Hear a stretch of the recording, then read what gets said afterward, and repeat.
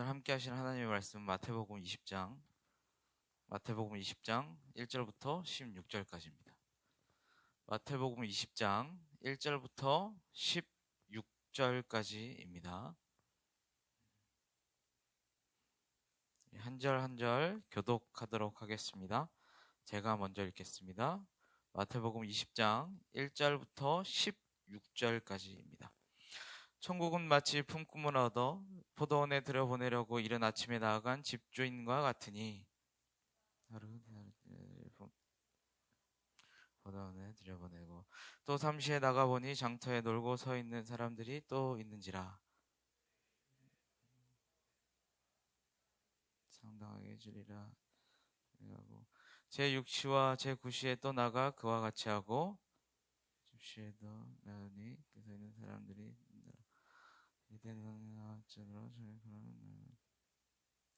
이르되 우리를 품꾼으로 쓰는 이가 없음이니이다. 이르되 너희도 포도원에 들어가라 하니라. 이르되 품꾼을 불러 나중에 온데로부터 먼저 온 자에게 싹쓸 주라 하니, 제 11시에 온 자들이 와서 한 데나리온씩 받거늘 온 자들이 더 받을 줄 알았더니 이들도 난자씩 받느니라. 받은 후에 집주인을 원망하여 이르되 1시간밖에 일하지 않았거늘 그들 종일 수고하여 더위를 견딘 우리와 같게 하였도다. 주인이 그중 한 사람에게 대답하여 이르되 친구여, 내가 내게 잘못한 것이 없노라. 내가 나와 한 데나리온의 약속을 하지 아니하였느냐. 가지고 오라. 내 것을 가지고 내 뜻대로 할 것이 아니냐. 내가 선함으로 내가 악하게 보느냐. 이와 같이 나중된 자로서 먼저 보고 먼저 된 자로서 나중되리라. 아멘. 반갑습니다. 안녕하세요. 네, 안녕하세요. 안녕히 주무셨죠? 네. 벌써 3월의 마지막 주입니다. 네, 하루하루 주님 앞에서 성실한 모습으로 살아내시기를 진심으로 축복합니다. 일상에서 우리는 가끔 이런 표현을 사용하곤 합니다. 야, 상식적으로, 야, 상식선에서 한번 생각해봐라, 행동해라 라는 표현을 하죠. 상식이라는 일정의 기준이 있고 그 기준에 합당한 행동이 조직이나 공동체 안에서 이해된다라는 것이죠. 이해될 수 있다라는 것이죠. 그렇다면 그 기준이 되는 상식은 무엇을 얘기하는 걸까요? 한 문장으로 정의하기는 좀 어렵지만 표준 국어 대사전에 보면 이렇게 정의하고 있습니다.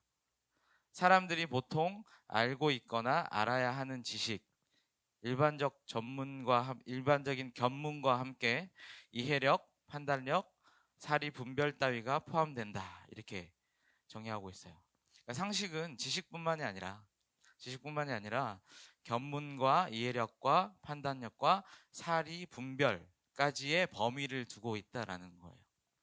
즉 이 말은 단순한 지식의 합의를 넘어서 공통의 합의를 요하는 사물과 사람을 인식하는 인식의 범위를 얘기하고 있는 것이죠. 쉽게 얘기하면 네 생각, 내 생각 똑같아입니다. 이게 상식이에요. 이 아침에 왜 상식과 상식선이라는 개념으로 화두를 던지고 있냐면 이 질문을 위함입니다. 하나님 나라는 상식의 연장인가?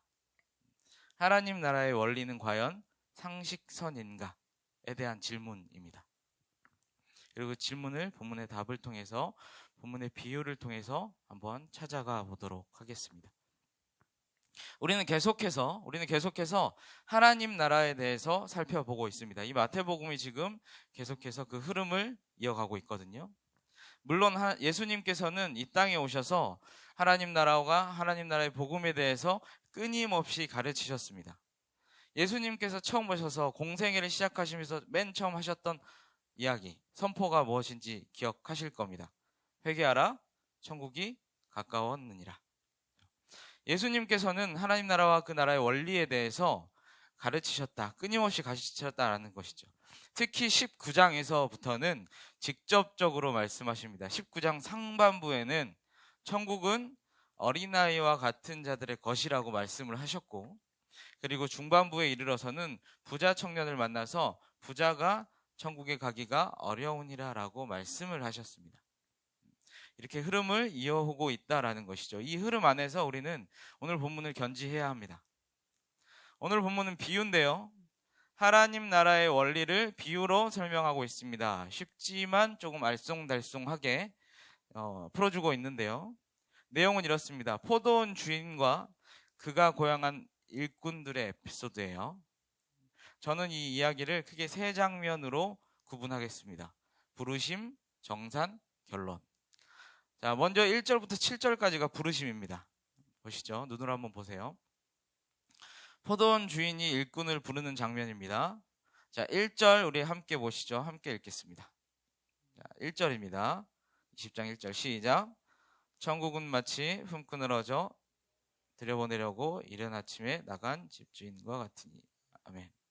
포도원 주인이 포도원에 들여보내기 위해서 품꾼, 그러니까 일꾼을 구하기 위해서 이른 아침에 나갑니다. 어디로요? 3절에 기록되어 있습니다. 장터로 나갑니다. 몇 번 나가죠? 이른 아침, 제3시, 제6시, 제9시, 제11시까지 총 5번 나갑니다. 그러니까 오늘날로 치면 이 제3시가 오전 9시예요. 그러니까 포도원 주인은 그전 새벽부터 나가서 3시간 또는 2시간 단위로 사람을 계속해서 장터에 나가서 구했다라는 겁니다. 총 5번. 오후 5시까지 말이죠. 당시 실제로 이 지역, 팔레스타인 지역에서는 포도 농사를 이제 활발하게 지었습니다. 근데 포도를 수확하는 시기는 9월 말경이에요. 그런데 그때가 우기, 그러니까 장마가 시작되는 시간입니다. 그래서 우기가 오기 전에는 포도를 따드려야 했어요. 그러기 위해서는 일손들이 많이 필요했습니다. 그래서 해가 지기 전에 단 한 사람이라도, 한 명이라도 더, 1시간이라도 도울 수 있는 많은 일손들이 필요했다고 합니다. 그래서 이 포도원 주인은 해지기 전에 1시간이라도 나가서 일꾼을 구했다라는 것이죠. 이것이 그 당시의 시대적 또는 상황의 배경입니다. 일꾼들에 대한 배경도 있습니다. 당시 장터는 한량들이나 게으름뱅이들이 나가서 쓸데없이 시간을 보내는 곳이 아니었습니다. 본문에서는 놀았다라는 표현이 나오는데요. 실제로는 그 정도까지 놀았다라는 개념을 사용할 정도는 아니고요. 실제로 팔레스타인의 장터는 노동중개소, 지금으로 따지면 인력중개소와 같은 역할을 하던 곳이었습니다. 아침이 되면 연장들을 가지고 장터에 나가서 티를 내고 있으면 누군가가 와서 자신을 선택해 가는 것이죠. 일용직입니다. 이 장터에 있던 일꾼들은 노동자 중에서 가장 하층민이었어요. 생활이 극도로 불안정했던 사람들입니다. 차라리 노예나 종이었다면 주인에게 종속되어 있기 때문에 먹고 사는 걱정은 하지 않아도 되었습니다만, 이 일용직 사람들은 하루 공치고 일을 얻지 못하면 그와 그의 가정은 그날 저녁은 쫄쫄 굶는 거예요. 게으름뱅이도 또는 한량도 아니었습니다. 아주 간절했던 사람들이었어요. 누군가 자신을 선택해야만 선택하기를 간절히 바랬던 사람들이었어요. 오죽하면 해가 지기 전까지 제11시라고 표현되어 있는 오후 5시까지 기다리고 있었을까요? 이것이 당시 상황을 고려한 본문의 내용입니다. 그리고 두 번째 장면은요, 정산입니다. 정산. 8절부터 15절까지 일꾼에게 품삯을 주면서 정산을 합니다. 8절 우리 한번 같이 읽어볼까요? 8절입니다. 8절 시작. 포도원 주인이 청지기에게 이르되 품꾼들을 불러 나중 원자로부터 시작하여 원조 원자까지 싹을 주라 하니. 아멘. 날이 저물었습니다. 한 사람 한 사람 정산을 하기 시작해요. 그런데 나중에 온 사람부터 합니다. 제11시에 온 사람, 그 다음 제9시에 온 사람, 역순으로 하죠. 액수는 모든 같은 액수인 한 데나리온입니다. 당시 일꾼이나 군인의 하루 품삯으로 주던 액수입니다. 그리고 2절에 기록된 것들로 봤을 때 이른 아침부터 일한 사람에게 약속했던 그 금액이 맞습니다. 포도원 주인은 거짓말을 한 적이 없어요. 그에 합당한 일의 값을 지불했습니다. 그러나 먼저 온 일꾼들은 불공평하다면서 항의를 하기 시작합니다. 이것이 두 번째 장면입니다. 그리고 마지막 16절은 마지막 결론에 해당하는 말씀입니다. 총 이렇게 세 가지의 장면으로 이루어져 있습니다. 이 이야기를 통해서 우리는 무엇을 깨닫고 적용해야 할까요? 저는 오늘 아침 두 가지의 도전을 드립니다. 첫 번째는요. 부르심 자체가 은혜이다라는 겁니다. 부르심 자체가 은혜이다라는 거예요. 포도원 주인이요, 왜 5번이나 장터에 나갔을까요? 포도원 주인이 온 신경을 썼던 그 단 한 가지는 무엇이었겠습니까? 단 한 사람이라도 더 부르는 거였습니다. 본문에서 이 언급하는 이 포도원은요, 넓게는 하나님 나라와 그의 역사를 의미합니다. 즉, 포도원의 일꾼으로 부름받았다라는 것은 포도원에 들어갈 수 있게 되었다라는 의미이고, 하나님의 나라와 그의 역사에 참여할 수 있게 되었다라는 의미인 거예요. 그런데 어떤 사람이 포도원에 들어갈 수 있습니까? 일할 수 있습니까? 아무나 들어가서 일할 수 있습니까? 아니죠. 포도원 주인이 불러야 합니다. 초청해야 하고 모종의 계약을 해야 하는 것이지요. 본문에서 보면 포도원 주인은요, 일꾼의 능력을 보고 부르지 않았습니다. 그냥 한 사람 한 사람이 중요했던 거예요. 일자리를 찾는 일꾼 그 사람 하나가 중요했던 것이죠. 3절에 보면 나가보니라고 표현이 있습니다. 근데 이 표현의 원어를 살펴보면 나가서 찾았다가 더 적합한 의미입니다. 마치 한 마리의 잃어버린 양을 찾듯이, 마치 잃어버린 하나의 동전을 찾듯이, 이 주인은 부르기 위해서 손수 나아가서 5번이나 나아가서 두리번 거리면서 찾았다라는 것이죠. 이쯤 되면 저는 이 본문을 계속 몇 번 읽어보면서 묵상하면서 이쯤 되면 저는 이렇게 느껴지더라고요. 이 포도원 주인의 관심은요, 포도원의 수익이 아니었다라는 거예요. 마치 장터에서 맴도는 이 일꾼들의 필요를 채우기 위해서 마치 나아간 것 같이 느껴졌어요. 일꾼의 필요가 무엇이에요? 일하는 겁니다. 포도원에 들어가는 거예요. 그래야 살아요. 부름 받아야 사는 겁니다. 부르심을 받아야 사는 거예요. 그리고 그 부르심의 주권은 온전히 주인의 몫이고요. 이것을 바로 은혜라고 합니다. 부름 자체가 은혜예요. 부름 받음으로 인해서 하나님의 나라에 동참하게 되는 것이죠. 포도원 주인의 부름, 혹시 이러한 비슷한 경험 혹시 있으신가요? 저는 조금 알 것도 같습니다.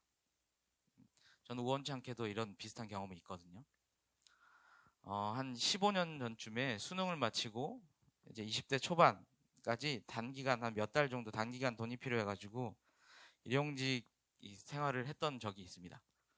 곱게 보여도 이런저런 일을 조금 했던 적이 있는데 아무도 반응을 안 하시네요. 네.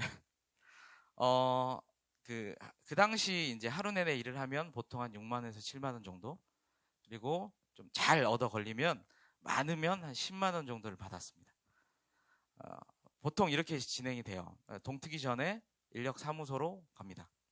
보통 한 새벽 5시 전후로. 아저씨들 많이 계시죠. 그리고 일손이 필요한 업자들이 한두 분씩 오십니다. 그리고 하나 둘씩 선택해서 데리고 나가세요. 전문 기술, 예를 들면 뭐 미장이라든지 용접이라든지 뭐 이런 거 할 수 있는지 확인하시고 필요에 맞게 이제 먼저 데리고 가시죠. 당시 제가 10대 후반, 이제 수능 끝나면 10대 후반, 20대 초반이었는데 무슨 이런 기술이 있었겠어요. 구석에서 이제 친구랑 찌그러져 있었죠. 인력 사무소에서는요, 보통 9시 반에서 10시 이전에 문을 닫습니다. 그때 이후에는 일이 없다라는 거예요. 다 돌려보냅니다. 선택받지 못했을 때 그 기분은 굉장히 비참합니다. 아, 내가 쓸 데가 없구나. 아무도 나를 선택해 나가지 않는구나.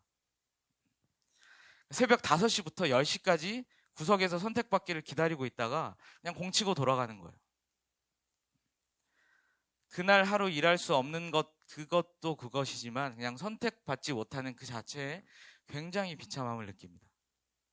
반면에 선택받아서 함께 이동을 하잖아요.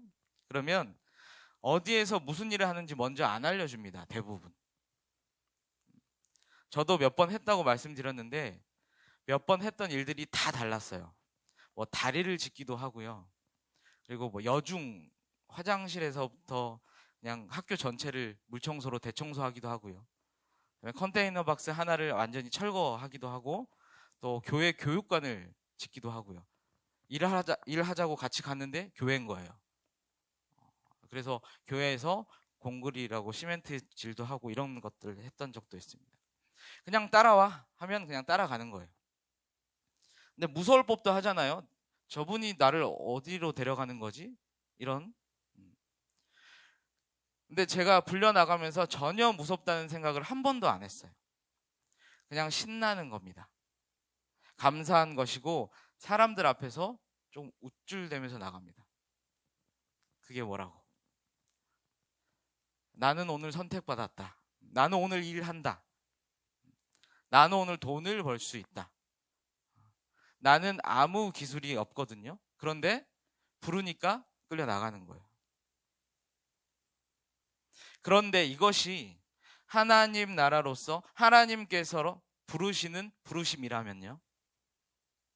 그야말로 더 큰 은혜, 더 큰 감동, 더 큰 기쁨 아니겠습니까? 부르심 자체가 은혜입니다. 그리고 곧 이 은혜로 하나님 나라에 참여할 수 있게 됨을 꼭 기억하시고 믿으시기를 바랍니다.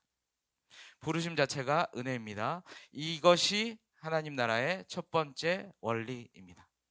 두 번째 원리는요, 대가가 아닌 은혜입니다.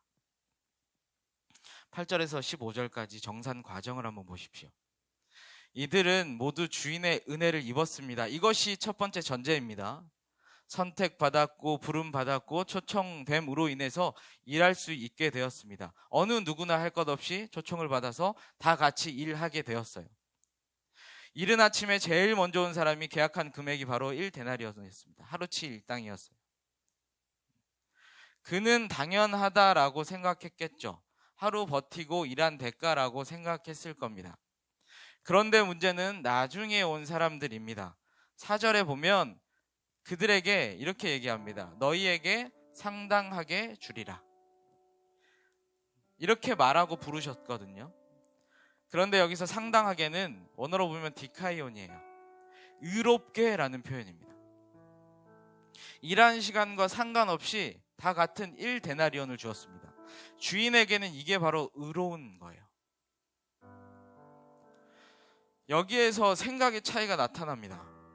먼저 온 사람들은 일한 만큼 받아야 한다라는 것이죠. 더 많은 일을 했으니 더 많은 1데나리온 이상의 금액을 받아야 한다라는 것이 마땅하다라고 생각했습니다. 그리고 이것이 상식이었어요.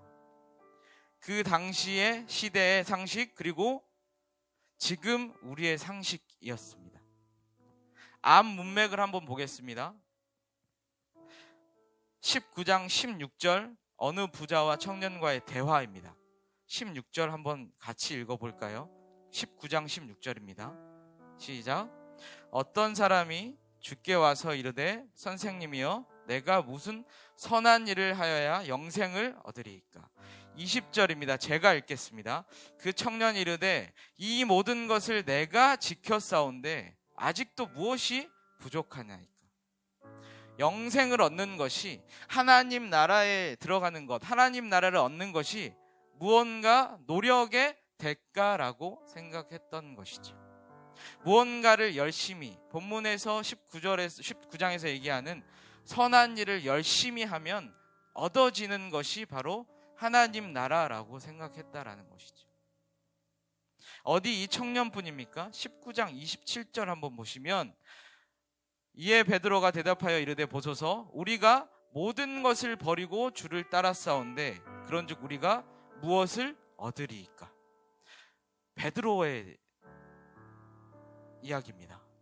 베드로도 마찬가지 아닙니까?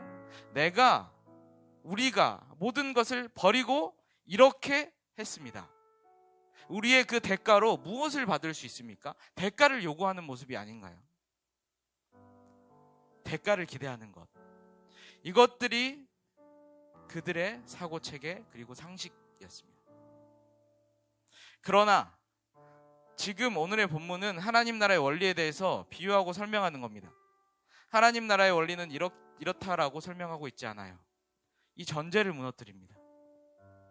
하나님 나라의 원리는 대가가 아니다. 하나님 나라의 원리는 상식이 아니다. 하나님 나라의 의는 인과율이 아니다 라는 거예요. 오직 은혜다 라고 설명하고 있는 거예요.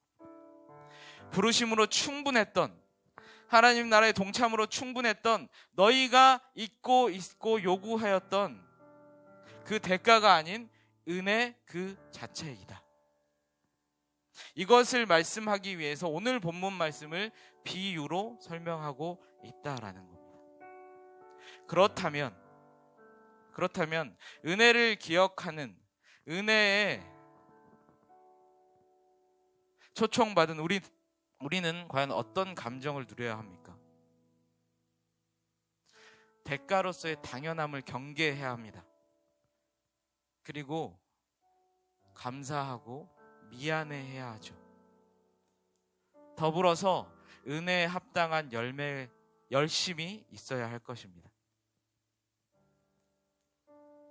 일한 대가로, 계약의 대가로 그냥 1데나리온을 받고 그 이상을 요구하고 당연하게 여기는 그 마음, 이것 아니라는 거예요. 일한 시간이 턱없이 부족함에도 불구하고 하루치 일당인 1데나리온, 받은 자들이 느껴야 할 감정, 느낄 수밖에 없는 감정, 미안함, 감사함, 더 충성해야겠다, 더 열심히 해야겠다라는 그 반응, 이것이 마땅한 반응이라는 거예요. 예수님께서는 이렇게 정리하십니다. 16절입니다.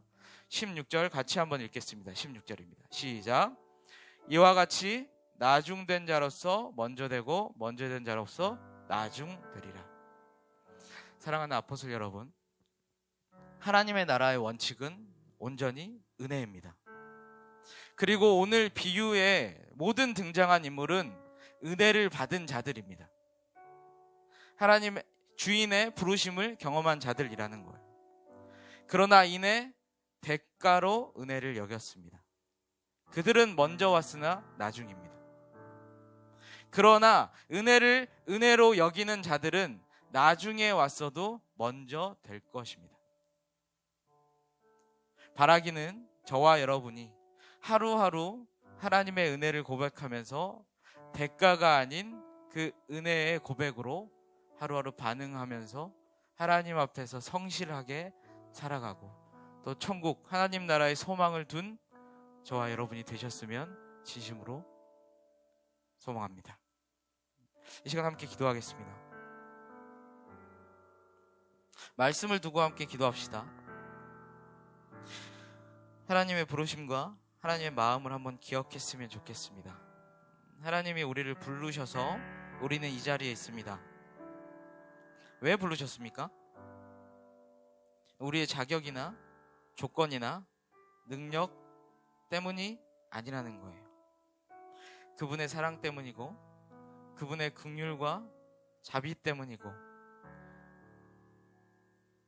우리를 향한 필요 때문입니다.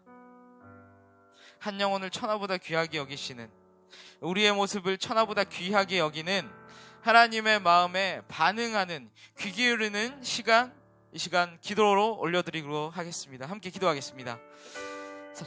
사랑과 은혜 주님 감사합니다.